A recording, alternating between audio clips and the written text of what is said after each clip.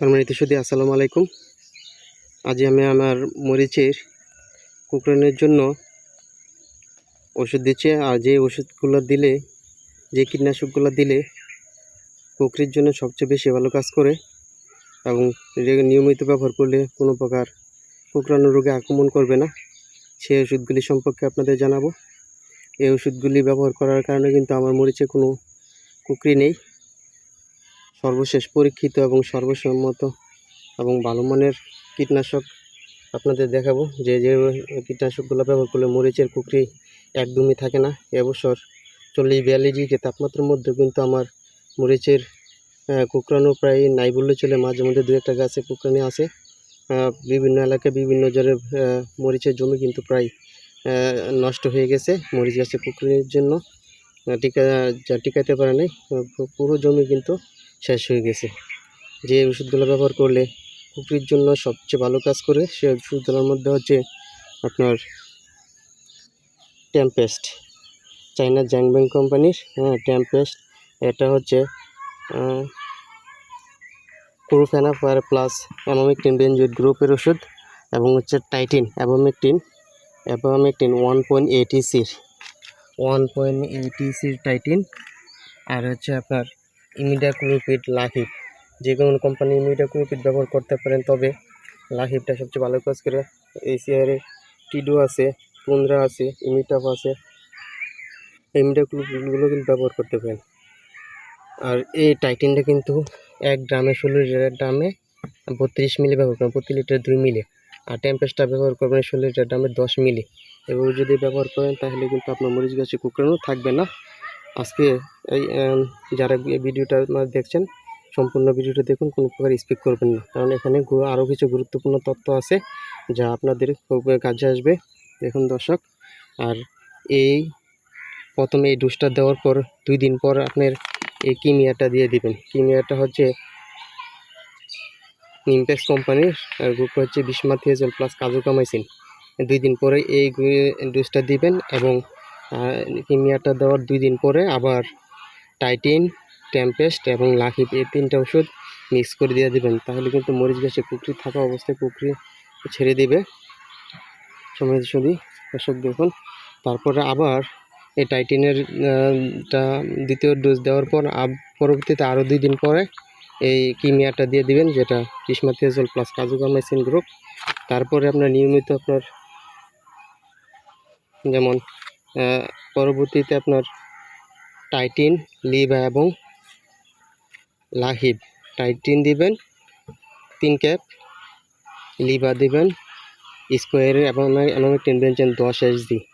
তারপরে এটার সাথে মিক্স করবেন লাহিব, ইমিডাক্লোপিড, এই 3টা দিবেন, এবং নিয়মিত আপনার সপ্তাহে একবার মেনসার দিয়ে যাবেন। তাহলে আপনার মরিচ গাছে কুকরানো থাকবে না।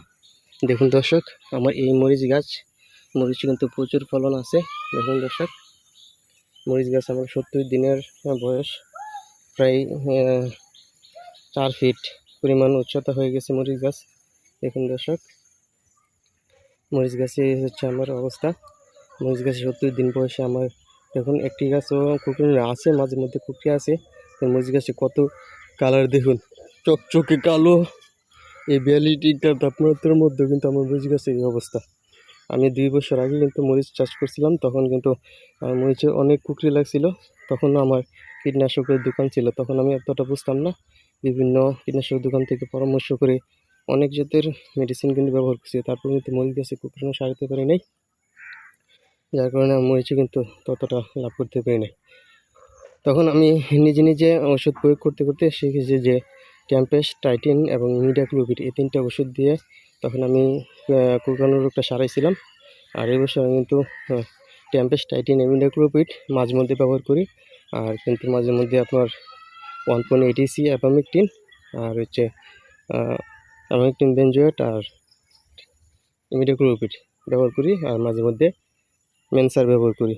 আবার মাঝে মধ্যে যেমন ওখানে দেখেছিলাম কিমিয়া, বিসমাথিয়াজল প্লাস কাজুকামাইসিন ব্যবহার করেছি, যার কারণে কিন্তু আমার মরিচের গাছ অত্যন্ত কালো এবং চমৎকার, প্রচুর ফলন আছে।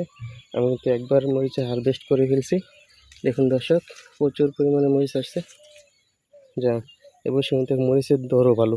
আমি মরিচে বিক্রি করতেছি এখন 130 টাকা কেজি পাইকারি। দেখুন দর্শক, প্রচুর মরিচ, না দেখলে বিশ্বাস করতে পারবো না যে কী পরিমাণ মরিচ আসছে। দেখুন দর্শক, আপনারা জানেন যে কৃষিকাজ সবাই করতে চায় না, আর যারা কৃষিকাজ করে তারাও কিন্তু ততটা জ্ঞানসম্পন্ন নয়। ন্যাচারালি এবং সনাতন পদ্ধতিতে কৃষিকাজ করে তাই লাভবান হতে পারে না। এখন বর্তমান জমানা কিন্তু এই ওয়েদারের মধ্যে ভালোভাবে ভালো পদ্ধতিতে যদি চাষাবাদ না করেন তাহলে কিন্তু কৃষিতে লাভবান হতে পারবেন না, এবং কৃষি সম্পর্কে যদি নলেজ গ্যাদার না করেন তাহলে কিন্তু কৃষিকাজ করতে পারবেন না। দেখুন, আমি বিভিন্ন চাকরি করছি, ব্যাংকে চাকরি করছি, স্কুলে মাস্টারি করছি এবং টিউশনি করছি, তারপরেও কিন্তু আমি এই কৃষিকাজে জড়িত হয়ে গেছি। দেখলাম যে ওইগুলো থেকে আমার কৃষিকাজটা অনেক ভালো, এবং এইখানে খুব ভালো করতেছি, এবং আমার বর্তমানে 6-7 বিঘার মতো সবজি আছে, এবং কীটনাশক এবং সারের দোকান আছে, আবার পুকুরে মাছের চাষ আছে। আমি কিন্তু এইগুলোতে ভালো করতেছি। এবং অনেকে বলে যে এত পড়ালেখা করে শিক্ষিত হয়ে তুমি এই কাজগুলো করতেছো কেন? আমার কথা হচ্ছে, যদি শিক্ষিত লোকরা যদি কৃষিতে না আসে তাহলে কিন্তু প্রোডাকশন বৃদ্ধি করতে পারে না। আর যদি নলেজ সম্পর্কে কৃষি চাষ সম্পর্কে যদি নলেজ গ্যাদার না করা যায় এবং ভালোভাবে জ্ঞান অর্জন না করা যায়, কিছু শিক্ষিত লোক না আসে, তাহলে কিন্তু প্রোডাকশন লস হয়, প্রোডাকশন কম আসে। সুপ্রিয় দর্শক, দেখুন, আর আপনারা যারা আমার ভিডিও দেখেন, আমার চ্যানেলটাকে সাবস্ক্রাইব করুন, এবং নিয়মিত ভিডিও দেখলে অনেক কিছু শিখতে পারবেন, বিভিন্ন তথ্য জানতে পারবেন।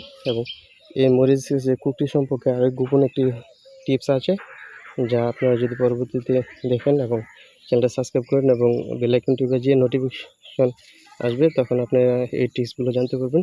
ধন্যবাদ সবাইকে। আসসালামু আলাইকুম।